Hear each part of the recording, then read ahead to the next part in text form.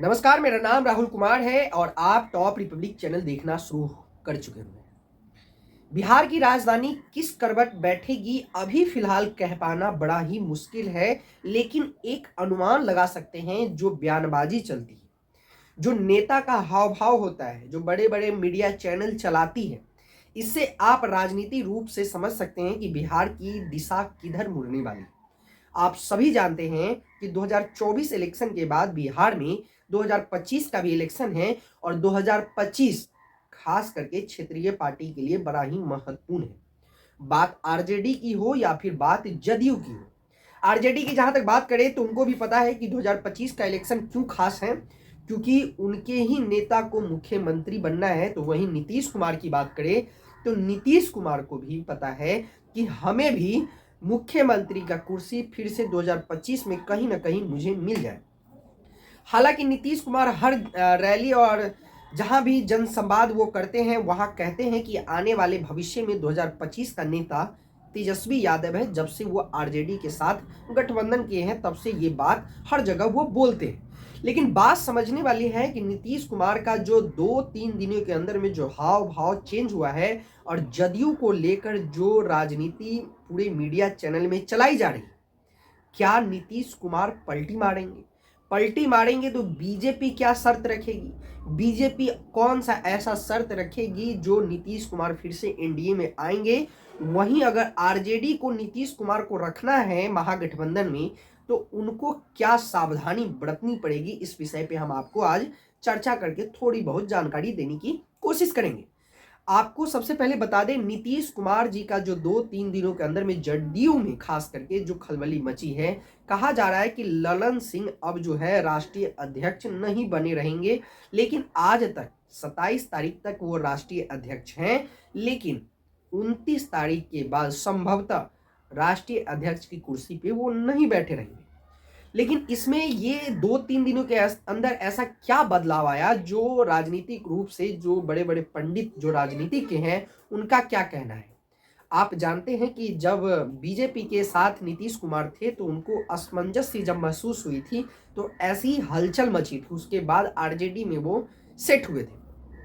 लेकिन बीजेपी के जो बिहार के जो नेता हैं, बात अगर सम्राट चौधरी की हो, उपेंद्र कुशवाहा की हो या फिर बात चिराग पासवान की हो, एनडीए के जितने भी घटक दल हैं, वो सब नहीं चाहते हैं कि नीतीश कुमार को फिर से एनडीए में लाया जाए। लाया भी जाए तो नीतीश कुमार को कुर्सी सौंपी नहीं जाए। बीजेपी का कोई मुख्यमंत्री हो, भले ही नीतीश कुमार एनडीए में आए, लेकिन नीतीश कुमार मुख्यमंत्री नहीं बने रहे। लेकिन जहां तक बात अगर एनडीए के फैसले की आती है तो बिहार नेतृत्व उसका फैसला नहीं करता है। जब बात अगर नीतीश कुमार के फैसले की आते हैं, नीतीश कुमार के ऊपर अगर कोई फैसला लेना है खास करके बीजेपी को, तो इसकी कहीं ना कहीं जवाबदेही और पूरी रिस्पॉन्सिबिलिटी लेते हैं तो नरेंद्र मोदी और अमित शाह।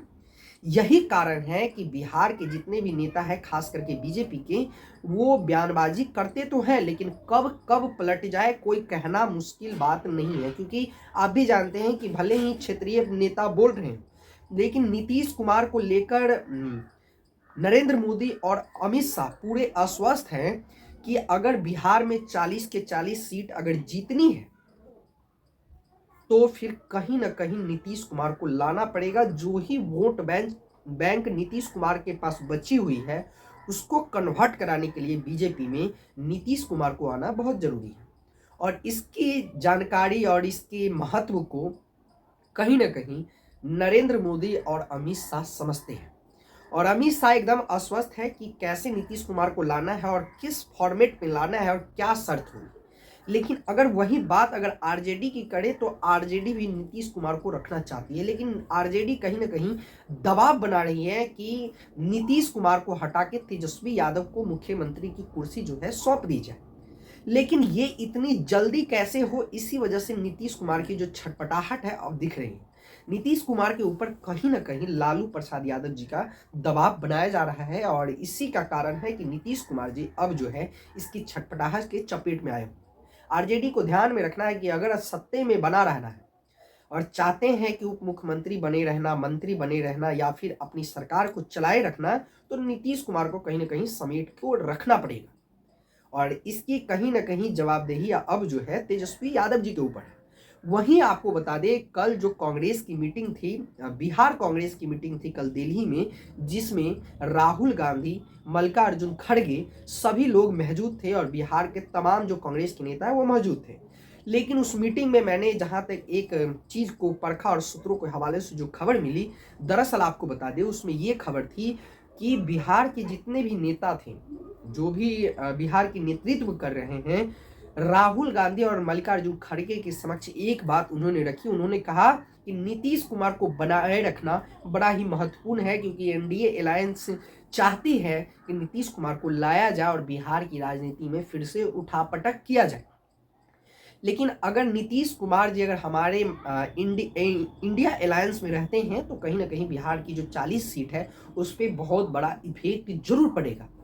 क्योंकि नीतीश कुमार जी की जहां तक बात है तो नीतीश कुमार भले ही जो है अभी फिलहाल शरीर से अस्वस्थ नहीं है, स्वास्थ्य को लेकर कहीं ना कहीं उनकी चिंता बनी हुई, लेकिन वो कुर्सी छोड़ना बिहार की नहीं चाहेंगे। और उनको भी पता है कि हमारी जो वोट बैंक है, जिसके कारण हमने आरजेडी से बगावत की थी, वो दौर था जब 1990 से 2005 तक जो दौर चला था, उसको खत्म करने के लिए नीतीश कुमार जी ने जो कदम उठाया था, जिसके लिए बिहार के जो हाई कोर्ट या फिर जो कानूनी कार्रवाई जो जज भी कहे थे कि बिहार के लिए जो जंगल राज का स्थिति बड़ा ही नाजुक था, उस समय को खत्म करने में नीतीश कुमार जी का बड़ा ही रोल था। और उन्होंने भले ही महागठबंधन में वो आए और कई बार मंच से उन्होंने कहा कि 2005 से पहले क्या था, आप समझते हैं ना, उसको खत्म करने में मेरा ही हाथ है। ये बात तो सत्य है कि नीतीश कुमार जी ने वो दौर नीतीश कुमार ने ही खत्म किया था, जिसके लिए बिहार आज भी उस दौर को जब याद करता है तो थोड़ी बहुत कहीं ना कहीं चिंता का विषय बनता है। तो नीतीश कुमार महागठबंधन में आने के बाद भी कई बार मंच से ये बात कह चुके हुए हैं। वही बात अगर आरजेडी की करे तो आरजेडी भी जानती है कि अब नीतीश कुमार को परेशान करना कहीं ना कहीं भूल चूक होगी और पैर पे कुल्हाड़ी मारनी जैसी होगी, क्योंकि इन्हें अब परेशान नहीं किया जा सकता। ये अपना टेलर जो है बार बार दिखाते रहते हैं। लेकिन बात है नीतीश कुमार को लेकर, एक पक्ष कहता है कि नीतीश कुमार जाएंगे तो कहीं ना कहीं वोट बैंक की राजनीति को बहुत बड़ा असर पड़ेगा और वोट कटेगी। तो वहीं एक पक्ष का कहना है कि नीतीश कुमार जाएंगे तो जो वोट बैंक बचा हुआ है, लोग बड़े उत्साह के साथ उस वोट बैंक में कन्वर्ट हो जाएंगे। लेकिन नीतीश कुमार का कहीं ना कहीं अपने मन में एक बात चल रहा है, वो चल रहा है कि मैंने जिस वोट बैंक के तहत बगावत की थी और एनडीए में आया था, उस समय सरकार में बीजेपी के साथ बनाया था, वो अब कहीं ना कहीं वोट बैंक को 2024 इलेक्शन में अपने पार्टी में कन्वर्ट कराना आरजेडी के साथ रह के कहीं ना कहीं मुश्किल साबित होगी। अब इसी बात सबको लेकर 29 तारीख को जो बैठक होगी उसमें बहुत बड़ा निर्णय लिया जा सकता है। क्या कुछ निर्णय आती है, बिहार की बीजेपी क्या सोच रही है, वहीं आपको बता दें। जो भी इसके ऊपर अपडेट आएगी हम आप तक फिर से लेके आएंगे। और हमारा अगर आप यूट्यूब पे ये शो देख रहे हैं तो कृपया इसको फॉलो जरूर कर ले, सब्सक्राइब जरूर करें।